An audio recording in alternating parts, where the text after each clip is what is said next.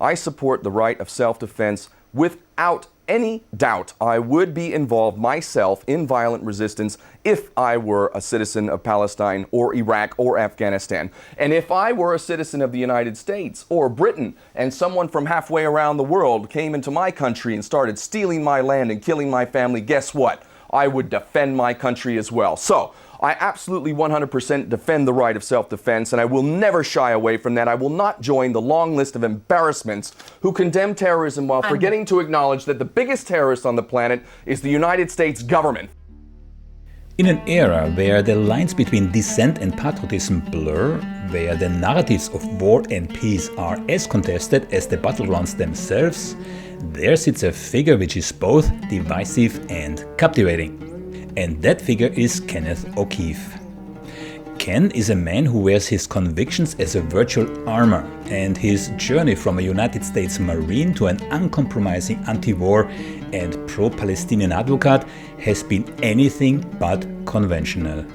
Ken's actions, from participating in the Gaza Freedom Flotilla and the Human Shield Initiative in Iraq, to become a vocal critic of US foreign policy and the Israel-Palestinian conflict, sparks fervent admiration in some and highly emotional, almost hysterical opposition in others.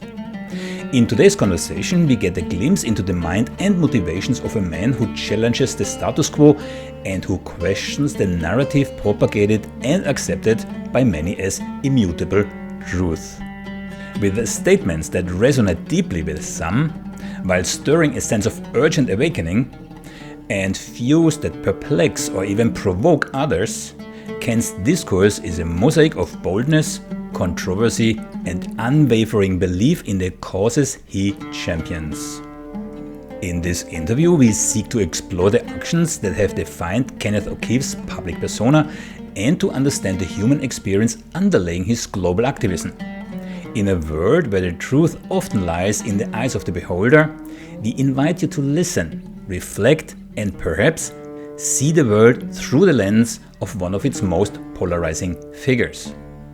Whether you find yourself nodding in agreement or shaking your head in disbelief, one thing is certain. The perspectives shared today will challenge you to think more deeply about the complex tapestry of global politics, war, and peace. Before we now get into the interview, here's a bit of guidance for navigating it. First, the interview is almost 2.5 hours long. Instead of cutting things out, which wouldn't do justice to you, the audience, or to Ken, we decided to release it in 2 parts. Each part covers different topics, but they complement each other and are definitely worth your time. And I really mean it, I'm not just saying this to promote the interview. Second, and please try to keep this in mind while watching the interview. Whatever you may think of Ken, he's a man of strong principles. He really feels he's fighting on the right side of history, and while most of those criticizing him have little or no comparable achievements to their name, Ken has a proven track record of frequently putting his life on the line in the service of fighting what he perceives are fundamental injustices. I had the opportunity to spend some time with Ken here in Amsterdam, where we recorded this interview. As a behavior analyst, I was interested in Ken's persona behind his public image, and what I found really surprised me. When separated from contentious topics, Ken is a remarkably modest person. He lives an almost ascetic lifestyle and is highly conscious about human suffering and his own shortcomings. This being said, Ken is a multifaceted personality, and over the years he has spoken on many more topics than are covered in this interview. He's also a real storyteller when he gets into the flow and clearly enjoys talking about certain actions which he probably views as exciting adventures. There are, however, some areas where I cannot follow his arguments or reasoning, and as far as possible I try to stay away from them in the interview. And lastly, Ken is paying a heavy price for his convictions, more severe that I'm at liberty to divulge here. What I can say though is that upon his return from Amsterdam to the UK on February the 15th, I received a distress call from Ken stating that he's being detained at the airport and that no reasons for his detention had been given. At the time of recording, I was still not able to re-establish contact, and Ken's whereabouts are unknown.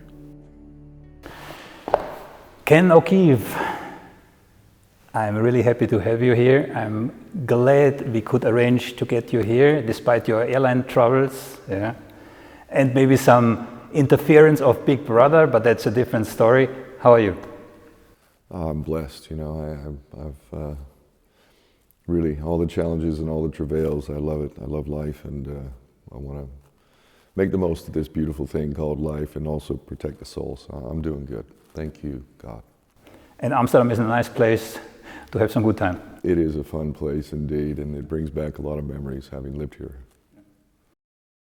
If you would encapsulate Ken O'Keefe in a nutshell, I mean, we're gonna dive into this a bit later, yeah, but in a nutshell, how would you present yourself to an audience who has never heard about you? Well, I'm a California boy, you know, born in the summer of love, 1969, and I grew up surfing and going to the beach and playing football, and I've always been quite competitive. I've always been really blessed too, and so I had fun, you know. I enjoyed my life a lot as a kid.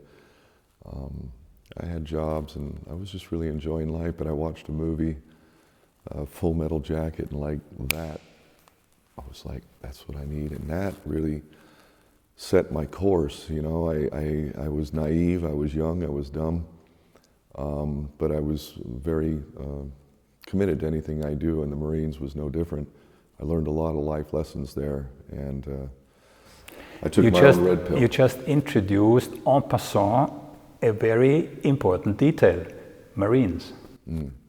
Yes, this was the penultimate sort of pivotal moment that set the rest of my life course on a track.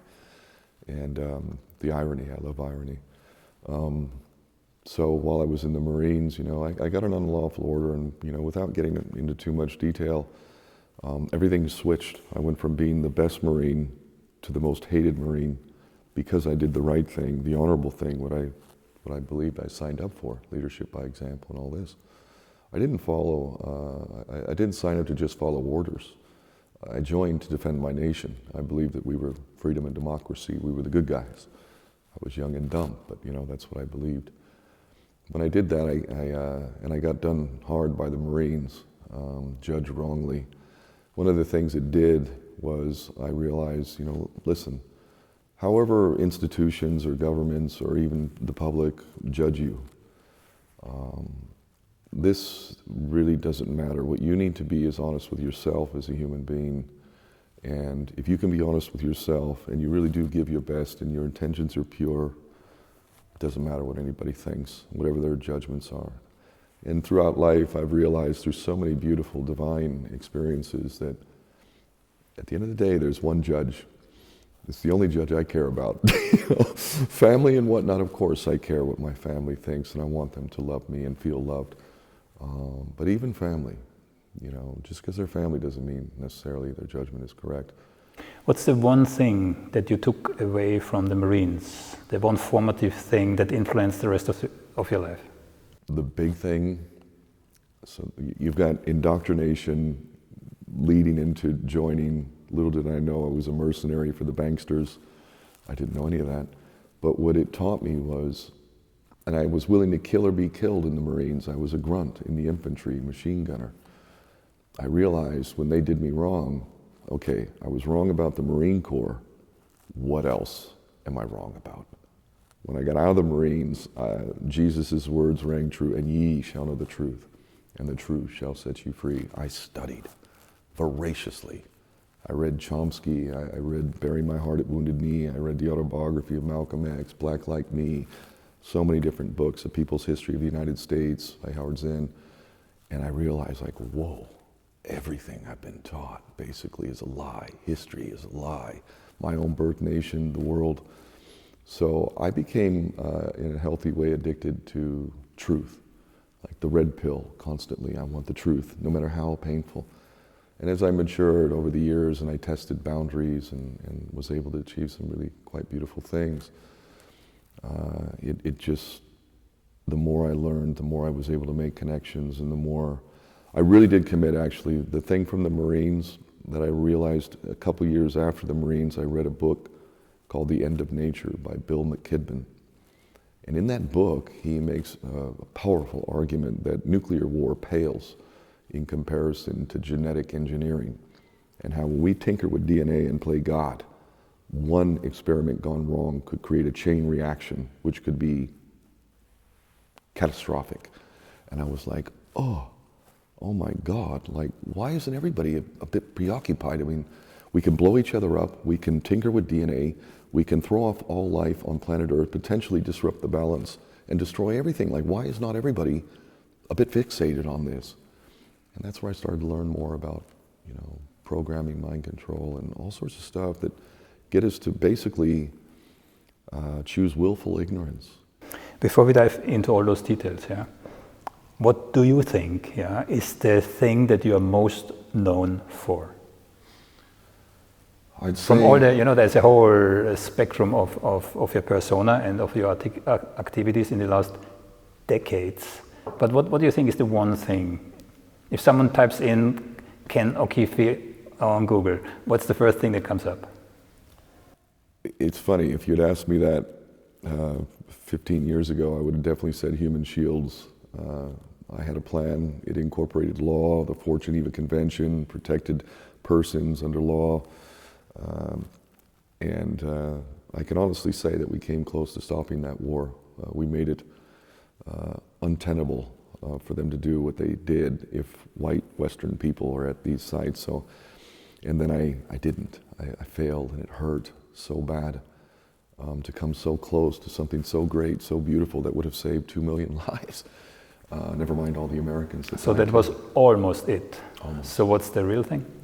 So the lesson that was the first thing that I was known for, but I think maybe now it's the Mavi Marmara, the Freedom Flotilla.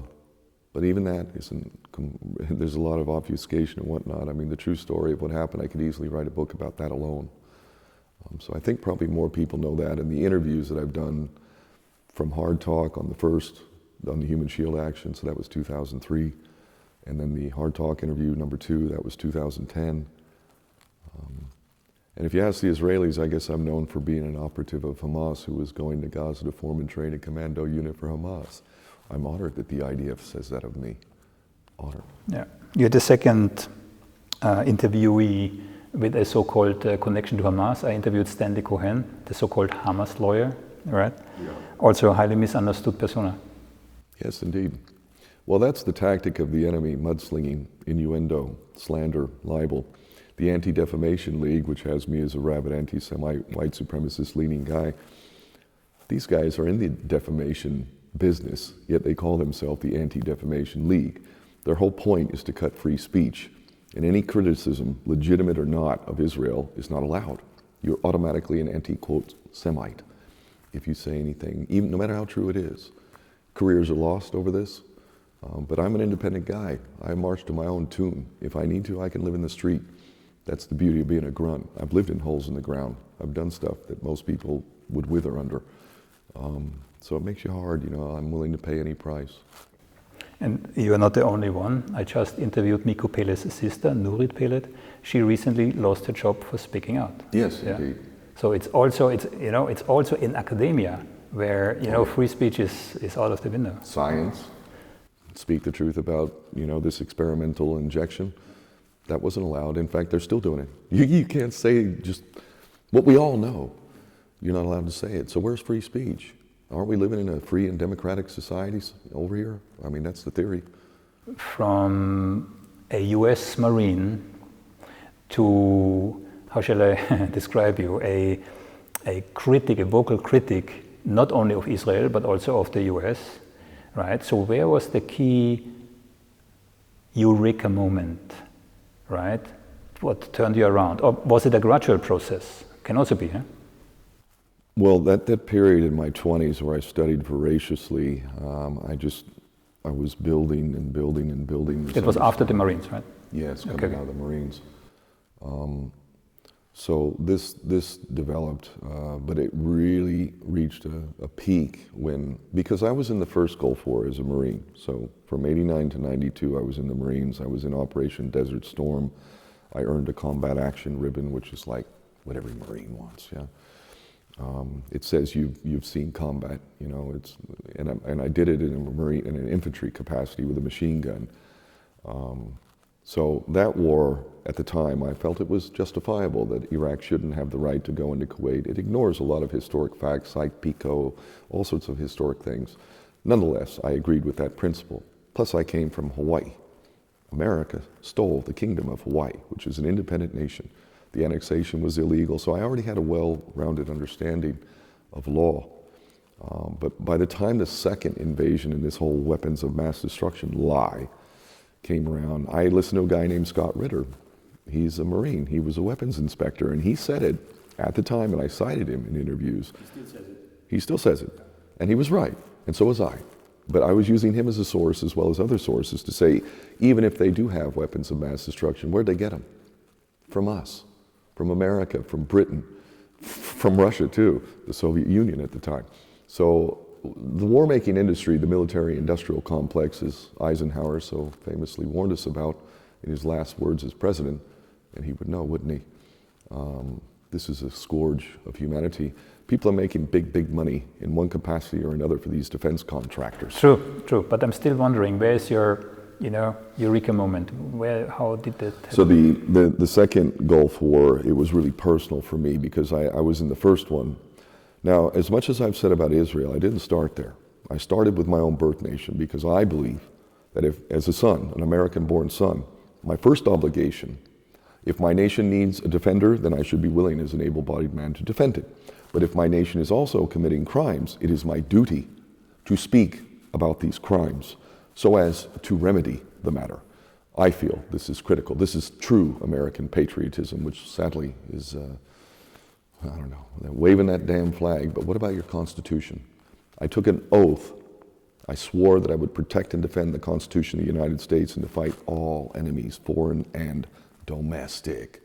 The enemy is inside the gate. Russia's not the problem. China's not the problem. It's our own government. And it's no different here in Holland, or England, or anywhere in Europe, or Canada, or Australia. Do these people represent us for real? If so, then we're all guilty of genocide and facilitating it. And worse, war crimes, torture, you name it. Hypocrisy on steroids. I don't like hypocrisy, and I don't like bullies. So you're indicating it was a gradual process, if I understand you right? It was, but then, when the second invasion of Iraq was being instigated by a lying media who I call the prostitutes of propaganda, it was really personal. It was like, I can't believe we're doing this again. I participated in the first one. My duty is to try and stop this one. Now, most people aren't supposed to think that they can stop a war. That's grandiose. But in America, we are infected with this idea that we can achieve anything, which is sort of the beautiful thing about America, delusional as it might be in some cases. And that would be a good segue into the human shield action that you started. So to give a little bit of structure of this interview, so I have a couple of key points that I would like to discuss. One, of course, is the flotilla. Actually, there are two. The Aloha Palestine, we could march of return, road to hope, these kind of things. So we follow this path.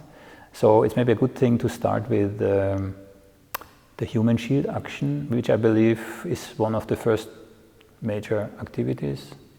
Yeah, I mean, I did rescue sea turtles, and I was a dive instructor, and and I got international attention. Even BBC, Animal Planet did stories, but everybody loves turtles, so that was just a popular thing, and I could have stuck with that and still be doing that, but I realized that we could blow up the world, and I was like, whoa, no, I love this beautiful realm we have here. It's absolutely beautiful. We should cherish it. We should treat it like our mother.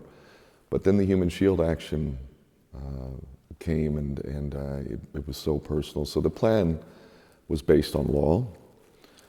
If we go back to Nuremberg, the greatest crime that they...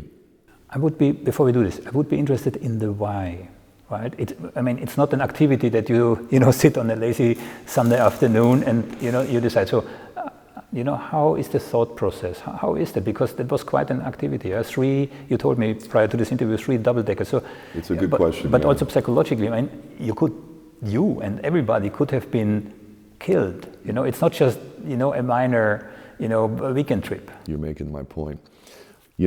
the actions of our government, and with the use of our taxes, is being used to murder people in mass, to torture them, to commit war crimes and crimes against humanity. Going to a protest, and I said this, in fact, in the lead up to the Human Shields, I was saying, your protests and petitions aren't going to do a damn thing. They made this decision. This is happening. And if you really want to show how much you reject these wars of aggression, then we need to put ourselves in harm's way, because there is an imbalance between the way we measure the value of life. So, Palestinians, we've got 14,000 dead kids today, more actually. They hardly matter. But if you had even one white child, one, who's in a power plant or a water treatment facility, a protected site because of civilians needing water and electricity, or they will die, one white person, the whole nation would hear about it. If you had one Dutch person defending a site based on international law, the Fort Geneva Convention, trying to save lives with no offensive terrorism or trying to defend life, it's a problem. Yet, we killed, 500,000 children with sanctions in Iraq, and Madeleine Albright says it was, quote, worth it? Obviously we don't. Can you imagine 500,000 dead kids anywhere in the West? Yeah. So that is a perverse reality of the world we live in, but it's also a powerful tool that I put forward in an argument. My argument was, if we really want to stop this war, then we need to be willing, not tens of thousands or even hundreds of thousands. I argued that 10,000 human shields would stop that war. I stand by that position. Unfortunately for me, the infiltration came, and this is the modus operandi of the enemy. They infiltrate, they subvert, and then it got destroyed before my eyes. And I touched greatness with a lot of beautiful people, and then I watched it crumble before my eyes. It took me a good year or two to recover from that, but I was bang on again the following year, burning my passport in Baghdad and going to Palestine for the first time. So it taught me there's no guarantees. You set lofty goals, big goals. The chances are that you won't succeed, but try. Better to try and fail than to not try at all. I have a whole list of attempts that you tried. Yes. Quite remarkable. I'm a failure, actually. When you get down to it, I failed to stop the invasion of Iraq. I failed to break the blockade of Gaza. I failed, but I try. And we must try.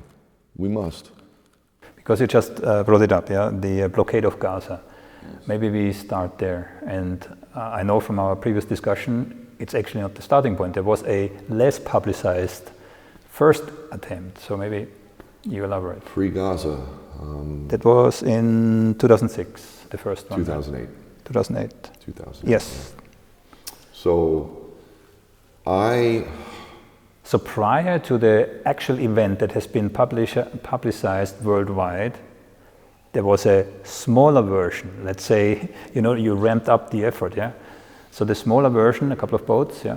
Yes, so Free Gaza, I read about it somewhere.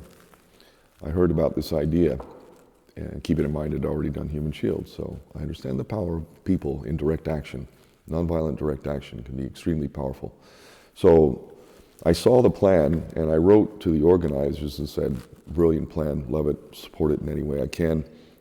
If you need a captain, I'm hereby. You are a captain, actually, yeah? I'm a U.S. Coast Guard captain, yeah, which I could marry people. I could also have someone walk the plank. If a mutiny is being carried out as a captain, I can literally kill somebody legally, lawfully, come back with my log reports, the guy tried a mutiny. So yes, a proper captain, and I ended up, they said, yeah. So I went and I helped prep these boats for 4 months in Greece before we set off. Nobody thought we would make it. And the Israelis were saying that we were pirates and they would treat us as such. The Western media ignored it, but the Arab media and others followed it. And the bottom line is we sailed from Cyprus to Gaza, never touching Israeli territorial waters, always in international waters, and then coming into the Palestinian territorial waters where they got a bunch of gas that the Israelis want to steal. And we made it. We made it, and I have to say, of all the beautiful experiences I've had in my life,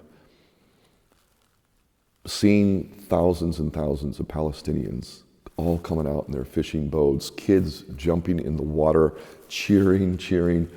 I was behind the wheel of the boat, and like all the people are having a great time, but the kids are jumping in. I'm worried about kids getting to the propeller in the back and like chopping up some kid. But I'm also like, it was like winning the Super Bowl or the World Cup, but better. These people had hope. For a moment, they had hope. They knew that they weren't forgotten, that these people here, 46 of us, we cared, we risked our lives, we made it. They didn't think we'd make it, but we did. And that was just such a powerful thing. And when I got there, I listened to what they said.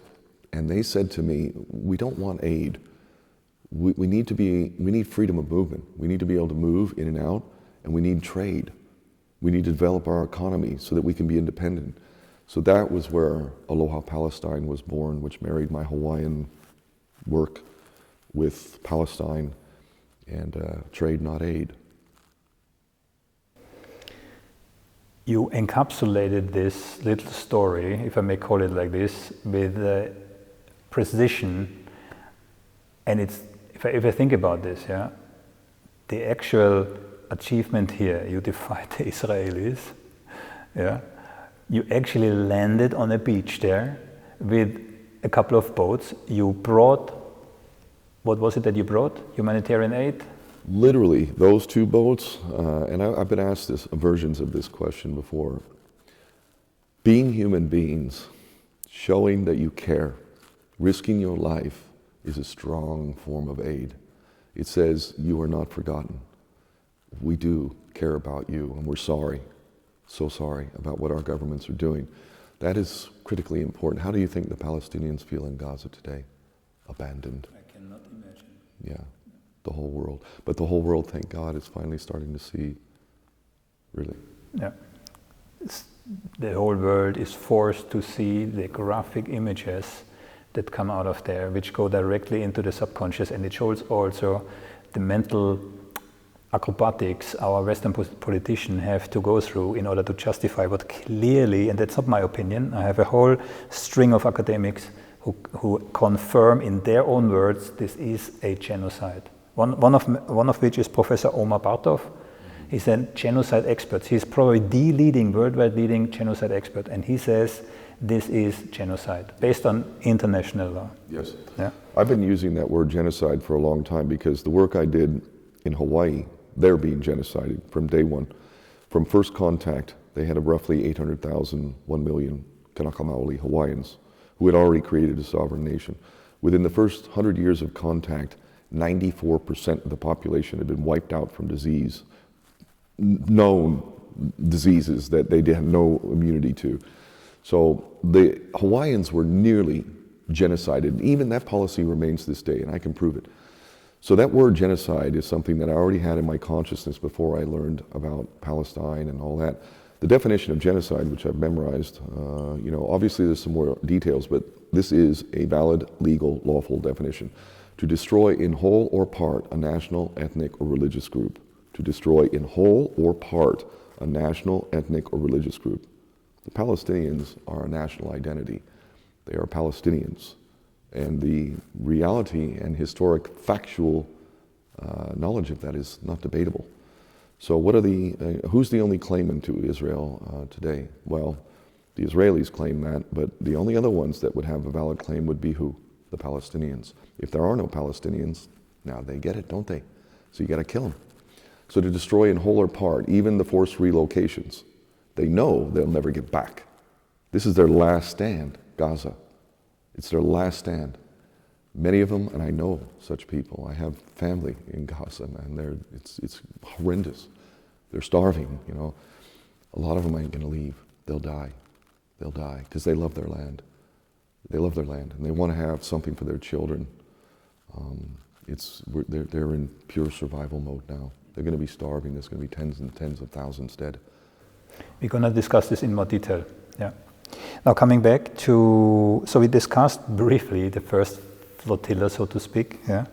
Then you mentioned Aloha Palestine, which was born from that trip, listening to the Palestinians. So Aloha Palestine, it's the blockade. And the blockade goes back to 67 and even before, really. It's not even a 15-year, but no, it goes back. They're being choked off. They live in a concentration camp, literally, by the definition. It's really horrendous, but we could fix it real quick. There are trade agreements that exist between all the European Union member states. And among that is what's known as the Euro-Mediterranean Partnership. Within that partnership, the Eurozone has partners in the Mediterranean region: Lebanon, Syria, Libya, Israel, and the Palestinian territories. Now that translates to billions of euros a year in trade. So the Euro-Mediterranean Partnership involves EU member states. So this is treaty law, this is contracts, it's a multilateral treaty, which is effectively a contract for nations. So within this contract, known as the Euro-Mediterranean Partnership, the European Union is doing billions and billions a year in trade with Israel. Now, that same agreement applies to all the other partner countries, and including the Palestinian territories. So what I did was I created a company called Aloha Palestine. I registered it with Companies House in the United Kingdom. So that fit as a European-based company. We all know, what's happened over there with Brexit. Still, according to law, that is a European-based company that is doing lawful, peaceful trade with a partner country known as the Palestinian territory. This is a big problem for Israel, because that billions that Europe is gifting Israel, the richest country in the Middle East, it results in a blockade. Tacitly, the European Union is supporting in law and in economic terms and political terms the blockade of Gaza. This is a fact. This is a fact. I saw the opportunity there. So what I'm going to do is what a crazy guy like me does. We're going to do trade under the same damn laws you got with Israel, but we're going to do it. We're going to do it for Palestine.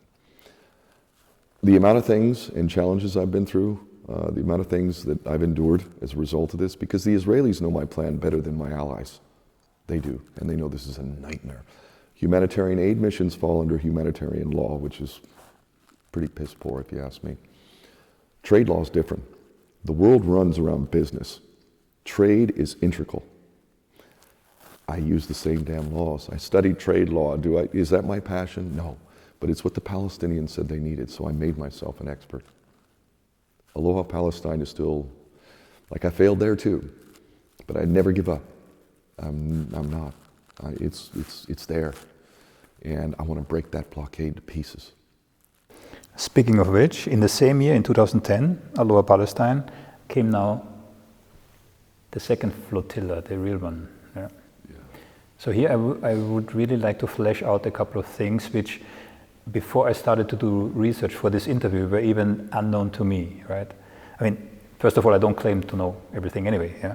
But I had this superficial image, some crazy guys, engaged with the Israelis somewhere in front of Gaza. Some people died.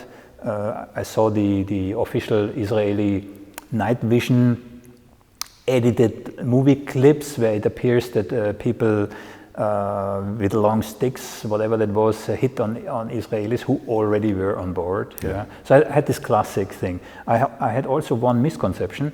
I thought there were a couple of small boats. But actually, the boat that you were on, and you told me before this interview, were 600, 700 people on. So it's not a small boat, and there were several of those. Yeah? So I would really like your vision here, because, how shall I say this? A number of how to phrase this best? A number of key events happened that day. Yeah? And most of them, again, following my research, were grossly misinterpreted. Yeah. So now I would like to hear your version. Maybe first of all, you explain what it really was. Okay. Again, keeping people in mind who have never heard about you and who are not aware of this flotilla at all. So the difference between Aloha Palestine and the Freedom Flotilla is the Freedom Flotilla was a humanitarian aid mission. So that falls under the auspice of international law, human rights law. which again is inadequate at best. Thank you, South Africa, but we'll get into that later. This Freedom Flotilla was humanitarian aid. I was very focused on trade, not aid. And I wasn't even going to go. But at the last second, I was like, you know what, this is too big. I was working on Aloha Palestine. I was actually really involved. But at the last second, I decided I got to go. So because people know who I am, I was easily able to get on. And so the mission was to deliver aid to a population which includes 800,000 plus children at that point. It's now 1 million. And I thought, okay, yeah. I thought we would make it, keeping in mind that in 2008, we made it.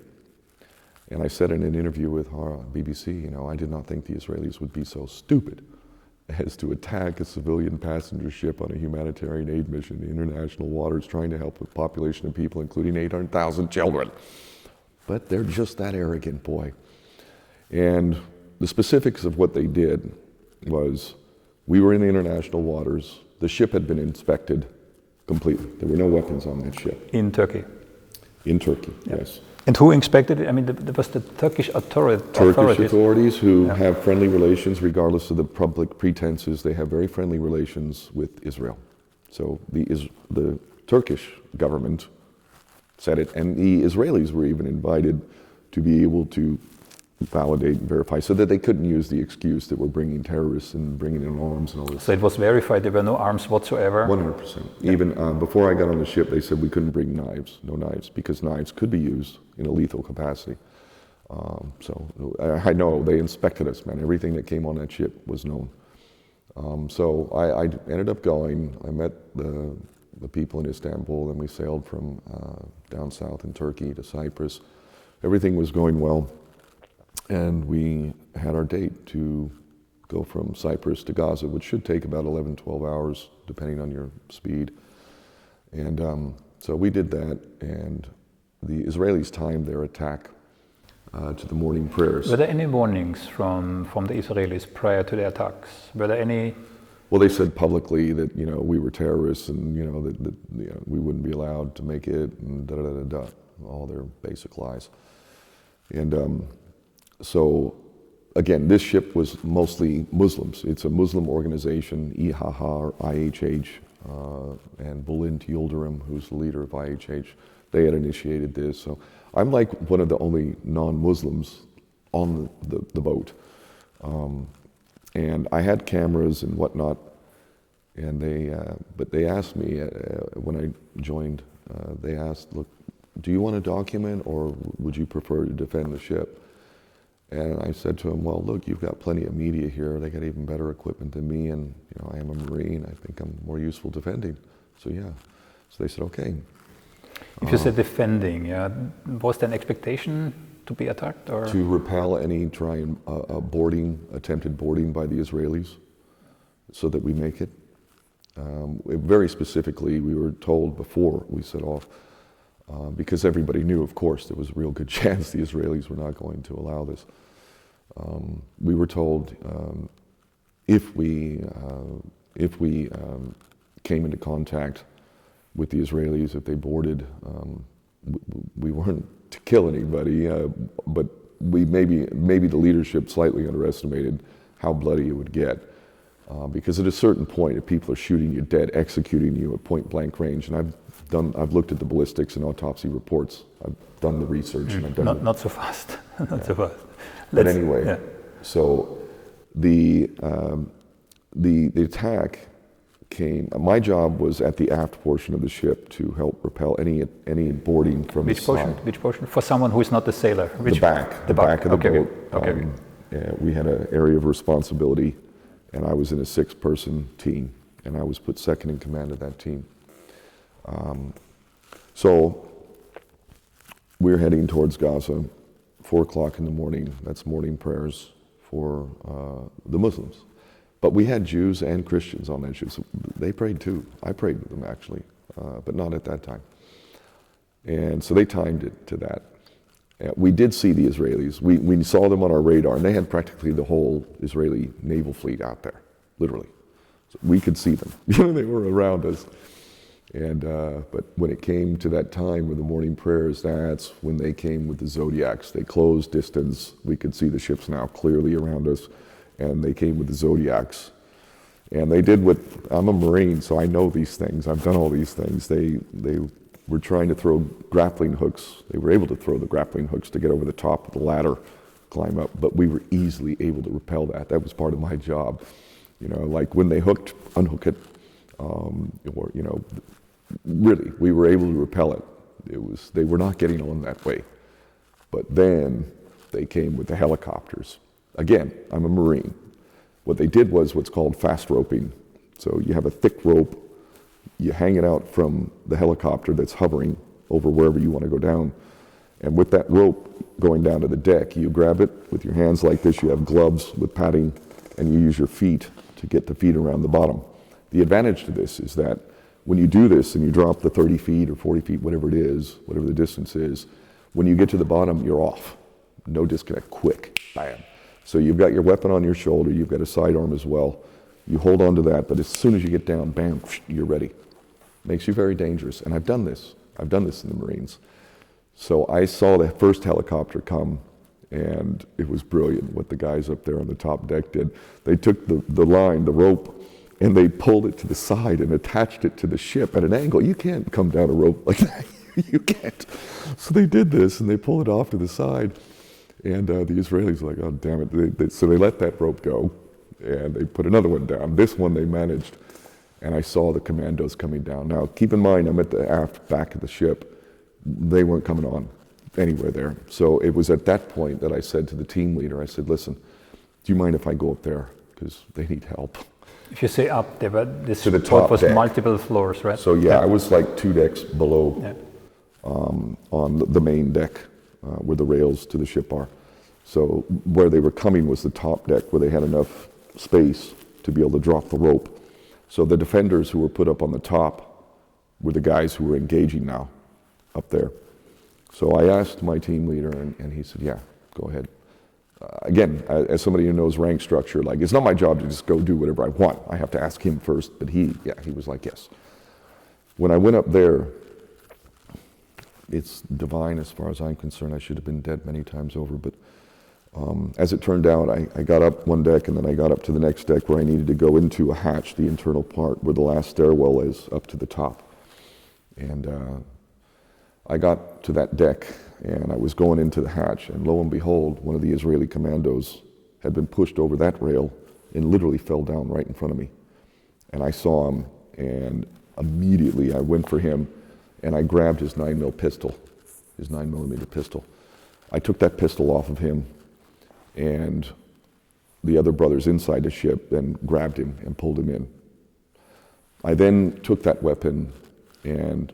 Hold it a second, yeah. So, for me, an Israeli commando, special forces, landing, even one of them, landing on the deck of a ship with civilians, I mean, except you. I'm not assuming the others were former Marines in the army. Yeah? Well, we were all civilians. We weren't active duty service. No, but that's not trainings-wise. Yeah? Yes. So for you, I understand. You're a former Marine. I can understand you can fight. Yeah. But I'm assuming the rest of the people on the boat, I mean, they were not soldiers, right? They were in civilian occupations. Well, keep it in mind, we had a lot of women, we had journalists, and we had defenders. Yeah. So how did you manage? You know, I mean, again, for me, Israeli special forces, commandos. Yeah, this is their best. They are pretty dangerous. Yeah. So how you know, if you create an image, you just said en passant, you know, we pulled him inside. How?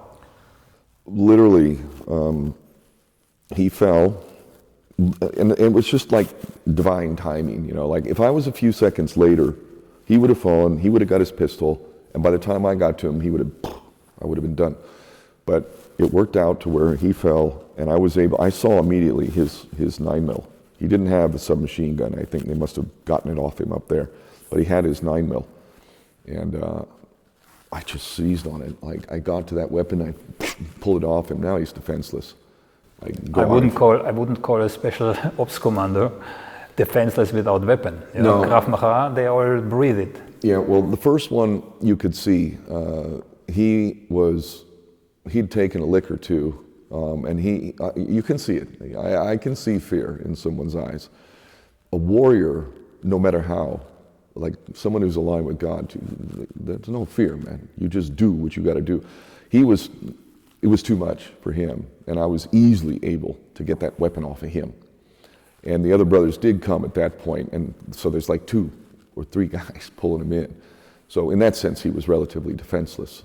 He was a lot more dangerous with his weapon, let's say. So that happened. Okay, that was number 1. Yeah. I took the bullets out of the weapon, and I gave the weapon to some people, and I hid the bullets somewhere because my hope was, and my job was, to defend the ship so we could deliver this aid and help these people in Gaza. And so I was very focused on that. For me, that was evidence. And I had already seen one dead body at that point, a man who was shot, a journalist, right here. Purple. That was prior? Prior to the first one I had seen. So when did the Israelis start to shoot? So when they came, this is another thing they lied about. Because there's a myth, exactly, that's what I'm asking, because the myth is they actually started only shooting once you disarmed them. That's a lie, and easily proven wrong. Another important point is there were a lot of video. In fact, somebody shot video of me disarming that commando, an Al Jazeera reporter, literally. He had footage. They stole all the footage, all of it. Remember, they kidnapped us, took us back to Ashdod, all of the evidence. The only evidence that we've seen, that footage, that was a woman who put it in her private parts, and she managed to get that chip through, and that's why we have that footage. They took everything else, including the footage of me disarming one of those commandos. So I have an Al Jazeera reporter who videotaped it, who will validate, and I have other witnesses as well. They were shooting at us before. They were dropping percussion grenades.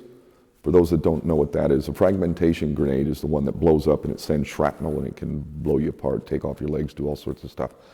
Percussion grenades, although not generally as lethal, they can kill you too. If you're right next to a percussion, the percussion, that will make you go deaf, it'll blow out your eardrums, it'll disorient you. So they were using those, which causes confusion, chaos, and they were shooting. They had laser-guided rifles. I'm also a sniper. So they were shooting already? From the helicopters, okay. They were shooting. Again, all provable.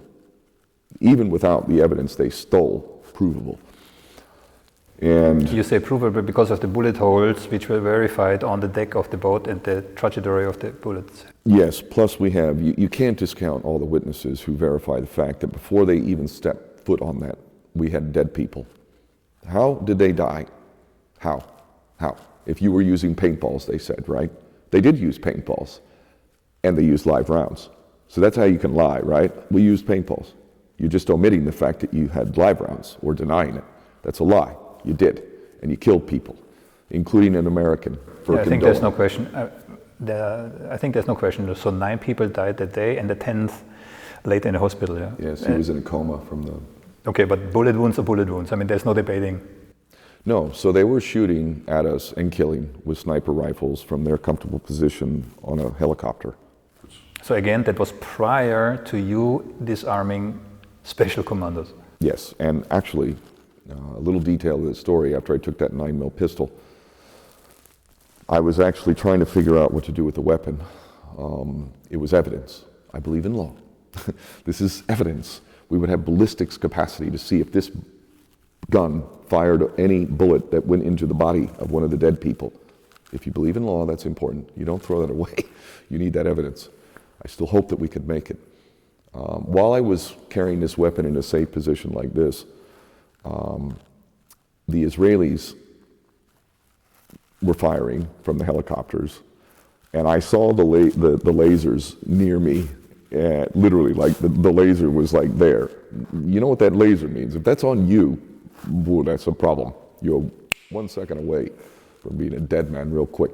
So I literally, I was carrying this weapon, and I heard the ricochet of a bullet right now. So they took a shot, and it didn't get me, but it was close, real close. And I was like, Ken, Jesus Christ, you're a Marine. Get down, man. Get in a low position. Be a Marine. You need to avoid getting hit here. I got rid of the weapon, and then I saw more dead bodies in the course of that. So after I got rid of the weapon, they were still attacking. So I went back up, the same place I went, just the opposite side of the ship, the same exact place at the hatch where I needed to go to get up to the top. And I swear to God, the same thing happened again. So this time, an Israeli commando who had his full wits about him, he was fully capable, and he had a submachine gun shoulder strapped. He fell down. The timing was perfect again, because he was well aware. He fell to the ground, and of course the first thing he's doing is going to get to his weapon. And I saw him, I went to him, and I literally grabbed his hands. So he's taking his right hand to get it in the pistol grip, to get it in the trigger position, and then the left hand to hold the stock. I'm a Marine, I know how this works. I immediately went to his hands, and I was able to get to his hands and pry them. Now, if I had been 2 seconds later, he would have had it, swung it around, I'd be dead. But the timing was perfect. I got there, I started peeling his hands off of the weapon. Another brother came, a Turkish man. He came, and he was trying to get the weapon. I said, it's strapped. I told him, get it off in that way, pull the strap off. He did. After I pried his hands off, he pulled the weapon, was taken inside. I think they threw it in the water. Describe taken inside. I mean, he just... They actually, that weapon I do know was thrown in the water. They threw it in the water. But the soldier was taken inside. So what happened with that one was, I pried his hands off, the other brother took the weapon, and then that was thrown in the water. And I also got in a tangle with that one. I gave him a little straight right to the face. I was angry at that point. I could have killed both of them, keep that in mind. So I had a 9mm pistol loaded with real bullets. I could have easily taken that and killed him right then and there. I did, but initially I had that weapon and it was loaded. I took the bullets out. The second one, I could have killed him too. I could have. Those two Israeli commandos owe their life to me. I disarmed them. They were murdering people. And yet this flipped up inverted world of ours, if you go to Wikipedia, because of someone named Greta Berlin, and I will name her, you poisonous woman, implying that I'm responsible for the death of these people. You weren't even on that ship, Greta. You weren't even on that ship. I defended that ship. If anything, I saved life. What do you want me to do? Lie down? We were supposed to defend the ship, to deliver aid. Shame on you for even saying such a thing. But this is the activist scene, full of idiots and agents who pretend as if they're serving the cause that they say, but secretly they're doing another agenda. Anyway, the bottom line is, the second one, we disarmed him. He was taken inside.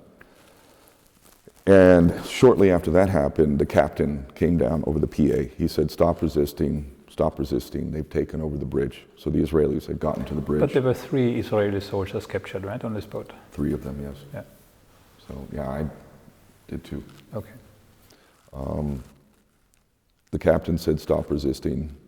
I'm a captain. You follow the captain's orders. So we did. And they said, come in the interior of the ship.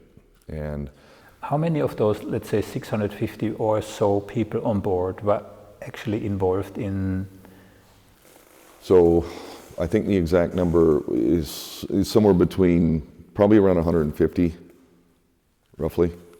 Because again, we had a lot of women, we had journalists, we had older people who weren't really fit for defending.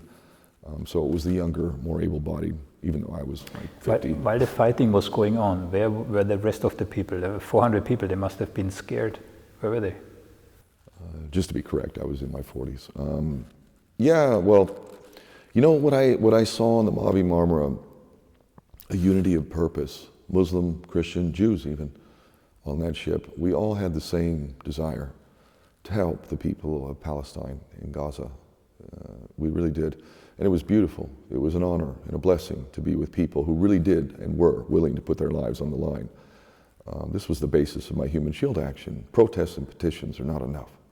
We have to do more if we're serious. Obviously, that's not for everybody. Not everybody's willing to risk their life. But for those of us who have that kind of will and capacity, we need to. We need to.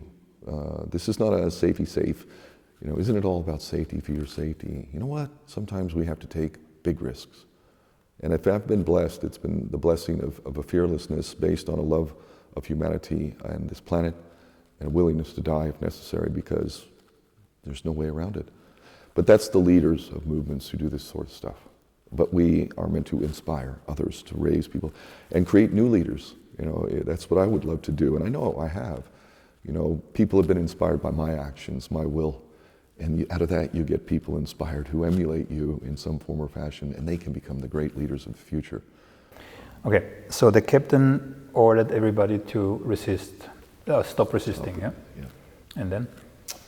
So then they separated men from women, and they had all of us able-bodied men and all the men.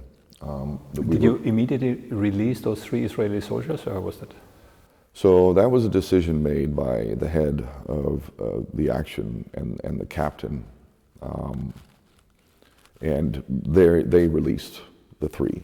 Like, I didn't necessarily agree with that, but the converse argument would be if we didn't release them, the whole ship might have been killed, which again, I still say, then maybe that's the way it should have been. Because you can imagine, whoa, that's if 700 plus of us and that ship were taken out, can you imagine? That would be the story. And it would be a big sacrifice, 700 people, but we're talking about 2 million people in Gaza. You just made a lot of friends really? With that statement. Really, I mean, you know, if we're not willing to risk our lives, then I call BS, man. If you're serious about a better world, there are safer ways. There are things you can do. Share social media, you know, go to a protest, you know, sign a petition, fine. But that's the bare minimum. Don't be patting yourself on the back because you went to a protest, which is more of a social gathering than anything else. Everybody pats each other on the back, oh, we're the good guys. And you just content to complain about a government that represents you by genociding and facilitating genocide. At what point do we hold our leaders to account in a democratic society? And if we're not willing to risk our lives, then the whole world is right to say, you know what? Like Gandhi said, what do you think of Western civilization? He said, I think it's a good idea. Look at the definition of civilized. We are barbaric. Still, we are barbaric hypocrites. I completely get your point of view, yeah, but... and we call them terrorists. True. Inversion. Yeah. So... By the way, my people, the Irish, were terrorists too. The Irish Republican Army. So that's we know genocide. Which is why the Irish are one of the few who are supporting Palestine. God bless the Irish there. The government can go to hell, but the people, God bless them. Good, but coming back to the flotilla, you stopped resisting, or so the whole boat stopped resisting? Yes, everybody. Then how did it continue? So they took control of the ship, they separated men from women, they put us out on the deck area. So keep in mind, this is summertime, it's Mediterranean, it's hot, and it took, I think about, God, what was it? At least 7-8 hours or something. We were actually in stress positions on the deck for probably about 10 hours total. So all the 650 people, how do I need to picture The women were inside and contained together in there, but the men were outside in stress positions, not allowed to move. I remember watching the Israelis, I mean, I've known this for a long time, but they're really just so comfortable with lying. So we had elderly people, right, you know, who weren't in the greatest of health. You're now putting them in stress positions after people have been murdered.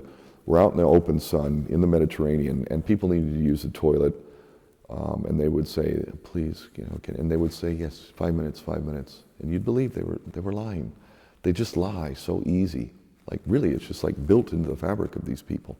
So there were dead people laying around, and The dead bodies, those ultimately they separated. But you know, I saw many of the dead bodies myself, and so the men are outside, the women are inside. They were lying about being able to use the toilet, so people were wetting themselves. And you know, eventually we got to Ashdod. So they kidnapped us and took us to Ashdod in Israel.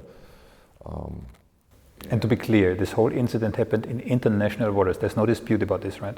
No dispute whatsoever. And according to law, I mean, they attacked, think about it. Remember the Somalian pirates? Remember that? I mean, in the Hard Talk interview, I said, we've heard so much about Somali pirates. What about the Israeli pirates?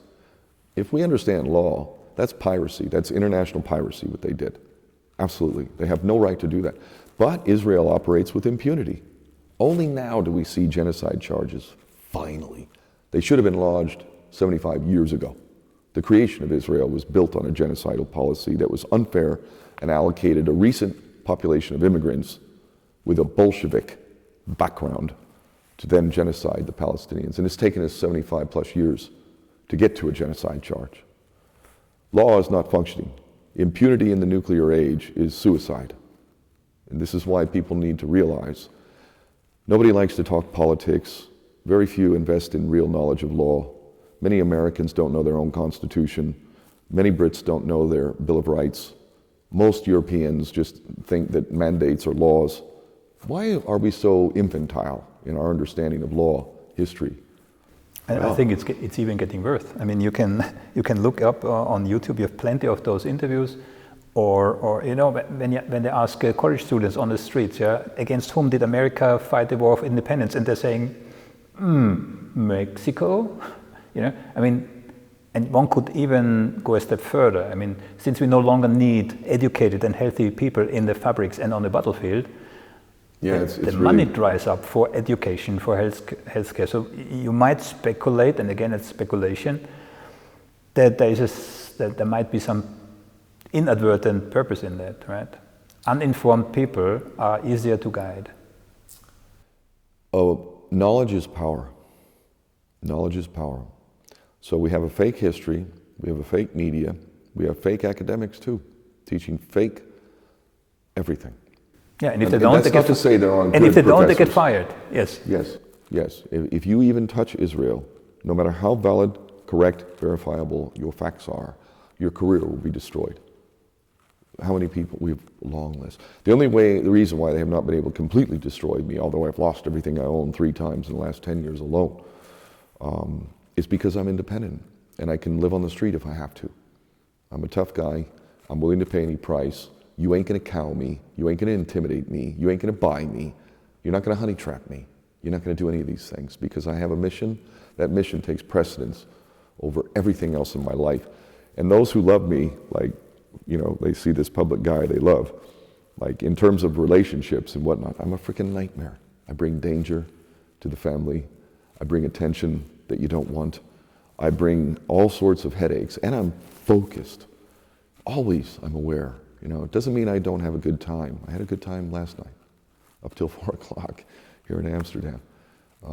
We need to release and have fun and laugh and do these types of things, but I am focused.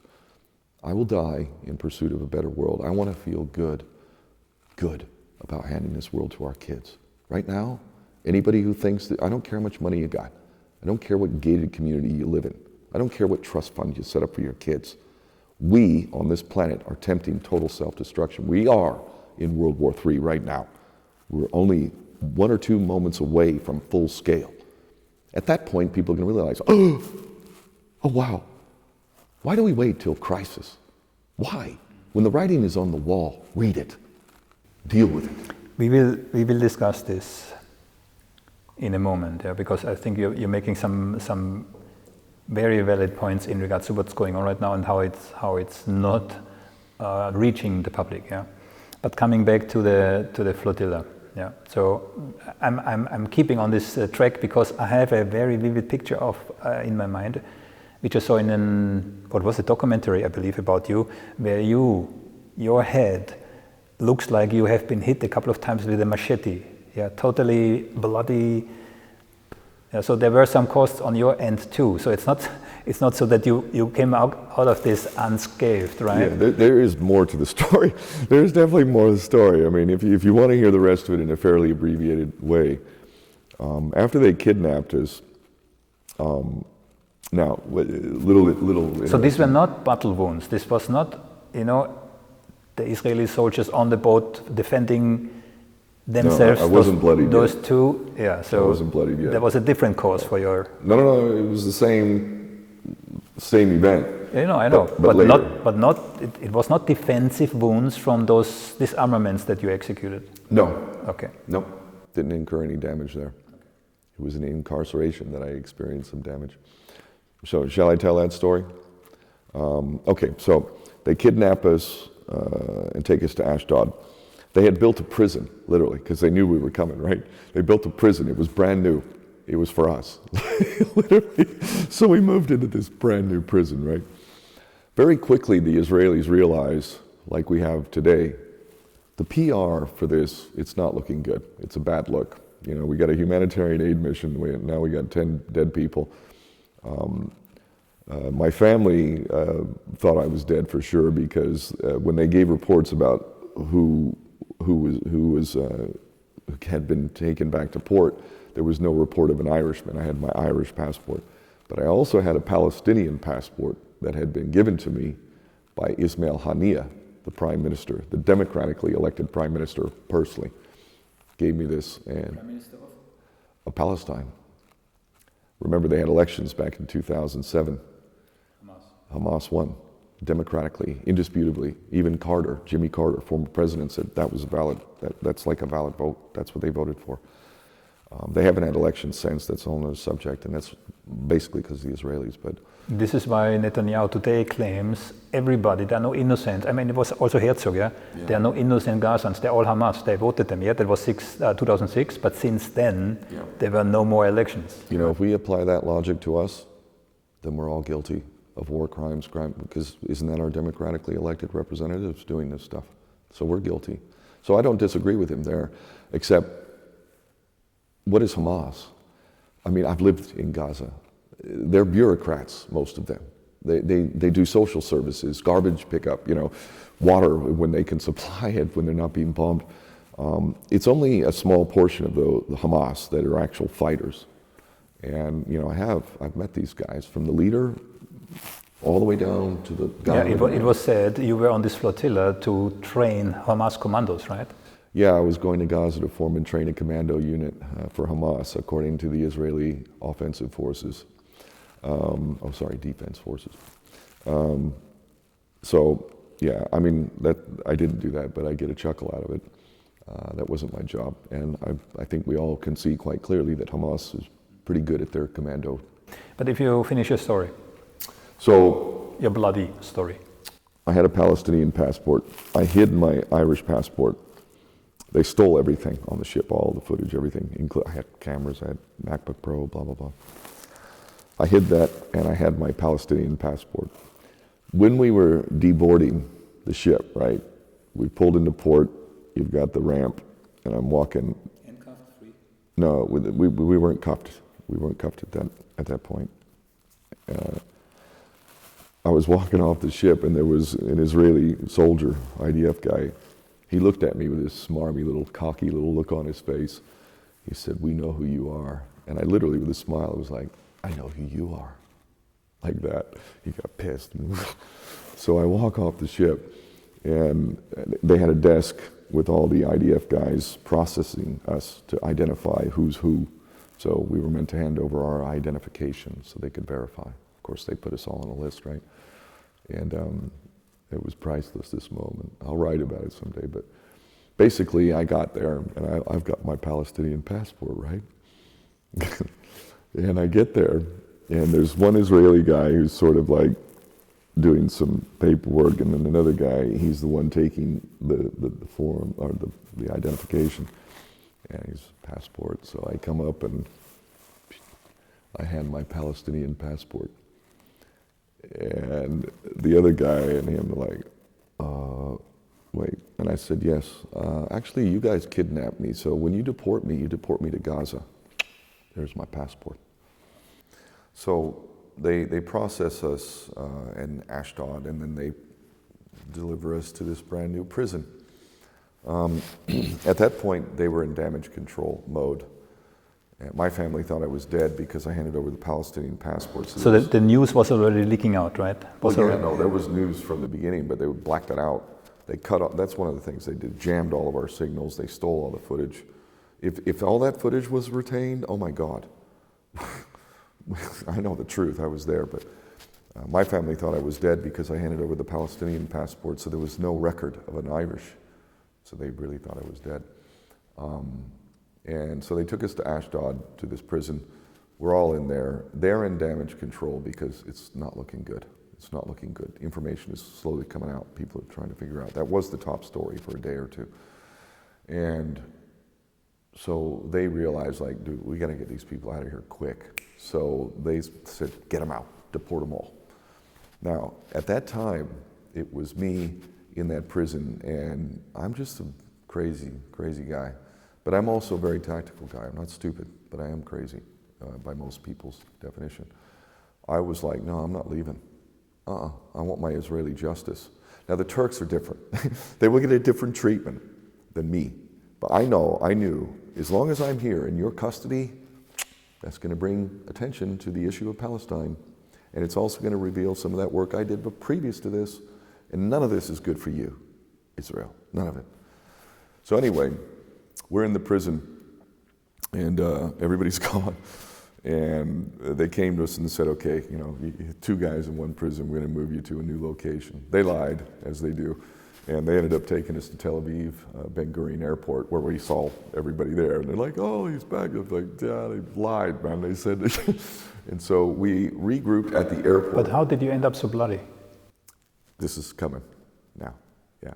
So I get to the airport, regroup with the crew and you know, the captain and the head, Bulent Yildirim.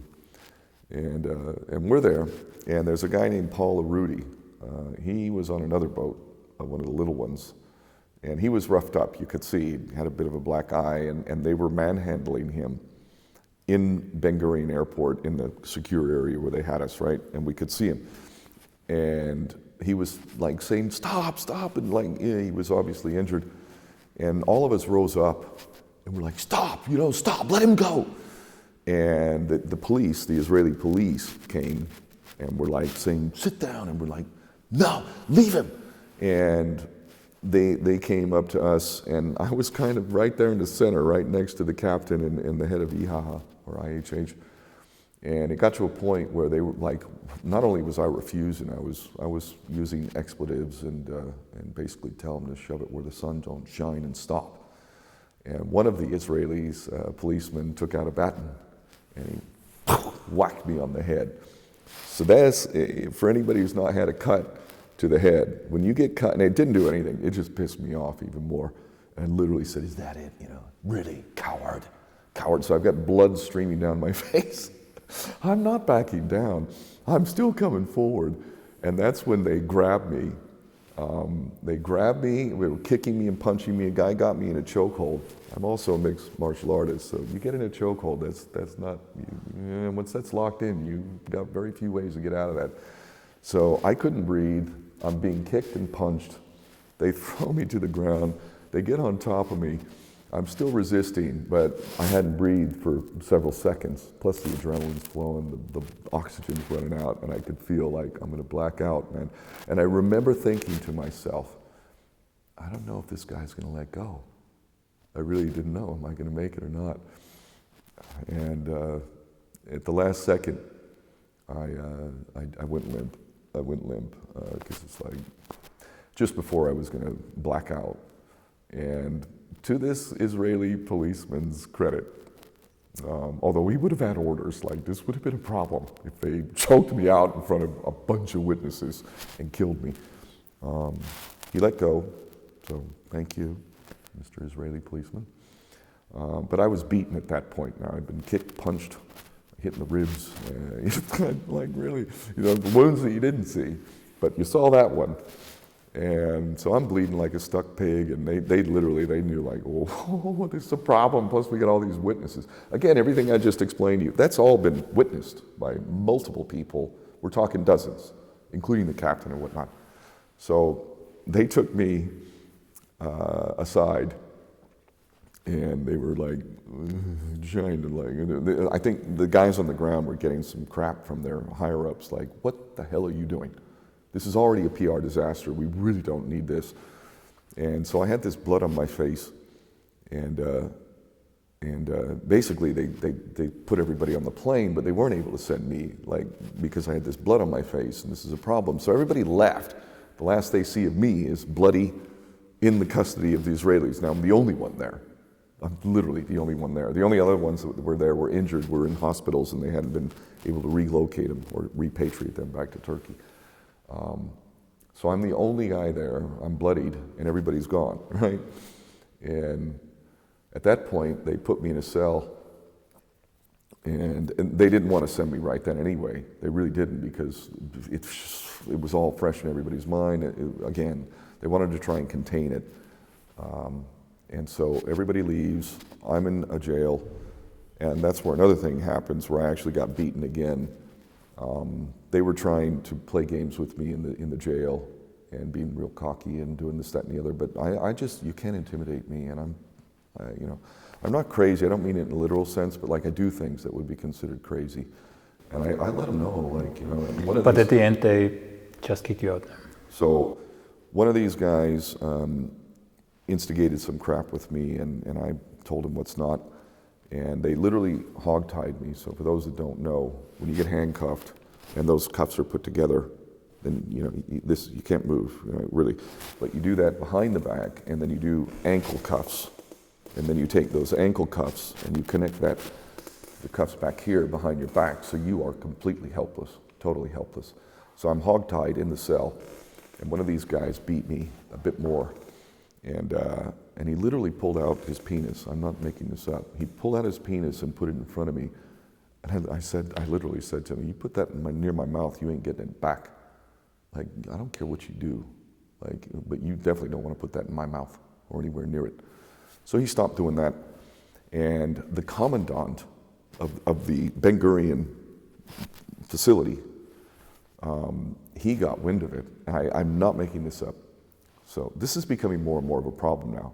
I've got blood on my face, and I've been beaten. I've got my Aloha Palestine shirt. Literally, you see, it's Aloha Palestine. And the commandant calls me, and I swear to God, I saw his Zionist awards and all this stuff, right? The Star of Remphan David, their satanic star. Anyway, and the guy literally kissed my ass. So now I've got the commandant of the Israeli jail kissing my butt, saying, "Would you like some coffee or tea, cappuccino?" Or literally, I'm like, "Yeah, some coffee will be good, thanks." And he sat down and he said, basically kind of apologized and said, "We want to rectify this, and we're really very sorry." And that's where they asked me, like, "Here, can we wash your face?" They tried to wash my face. I'm like, "No, get away, no." And they were practically begging me, to the point they actually got the Irish ambassador to Israel to get on the phone and personally ask me, please, wipe your face. And I said, with all due respect, no. All I have now, they've stolen everything. All I have now is my bloody clothes, this blood on my face, and I'm keeping it. It's mine. So he didn't succeed. So they were basically forced, and I was put on that Turkish Airlines flight. It was so funny. I've got blood all over me. I'm stinky. I haven't had a shower for days. Blood all over me, blood on my face. And they put me in first, and I'm in first class. All these passengers who were flying from like Tel Aviv to Turkey are walking past this bloody, stinky guy in first class. They were really nice. They gave me a couple drinks and so on and so forth. So when I got to Istanbul, that's when I then found out that the Israelis say I'm a terrorist. I'm a terrorist. I didn't kill When her. did you really, to conclude this topic, when did you really realize the gravity? When did you realize, you knew from the beginning there were people dying, they were shot. Oh, yeah. But when did you realize the whole scope of the attack? See, my history, I've studied I'm an old school activist. Like, I'm not the activist who blocks roadways and pisses everybody off just to get attention. I use things that inspire people, but I'm very aware of the media. We must manipulate the media in a positive way to get a message out that is inspiring. So I'm very aware of that. So I knew this is problematic for you. There's 10 dead people now. This has brought a lot of attention to a subject that most don't know anything about. And even the most brainwashed person is going to feel a little bit of sensitivity, given the fact that we've got a whole bunch of children in Gaza and they're captive and we're trying to help and now we're dead. And it also helped teach people about law and, they were pirates. I said it in the Hard Talk interview. We've heard so much about Somali pirates. What about the Israeli pirates? Impunity is the problem. No accountability for law. It's one law for them, another one for us. Okay, but the question was, when did you realize the gravity? When did you really realize? I knew it as it was happening. I even said again in the Hard Talk interview, I did not think the Israelis would be so stupid as to attack a civilian passenger ship on a humanitarian aid mission delivering much needed aid to a population that includes 800,000 children. But they are that stupid and cocky. So they did. And that was a penultimate event. And I knew we need to be willing to die. You know, and that ship, as I said, we had no violent intentions. We could have killed those that we disarmed. I could have done it personally. I chose not to. I don't want to kill anybody, but if I have to defend myself, I would. But I didn't have to. I had taken away the weapon that was the threat to my life, which meant he could be subdued now. Coming next, in the second part we will look at state terrorism, the Great March of Return, control of information, an Israeli attack on a US warship, Israel's Hannibal Doctrine, and one or two other topics that might surprise you. See you then.